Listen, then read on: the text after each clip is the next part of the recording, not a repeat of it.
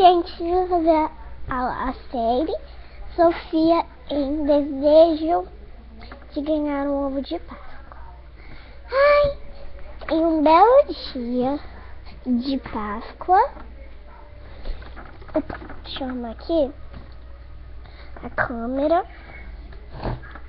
Em um belo dia de Páscoa, Sofia, a Bíblia Live, estava pensando: ai, eu queria tanto ganhar um ovo de Páscoa.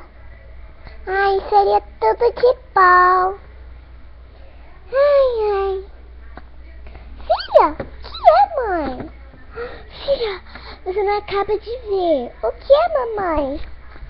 Olha, vamos lá no quintal pra você ver. Me fala, me fala, me fala. Calma, filha, vamos no quintal.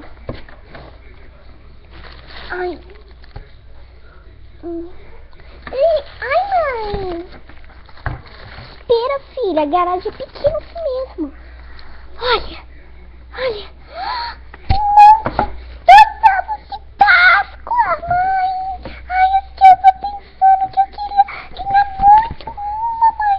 Ai, tem, olha, eu ganhei um da Cacau Show. Olha, Cacau Show com trufa. Ai, que delícia, mãe.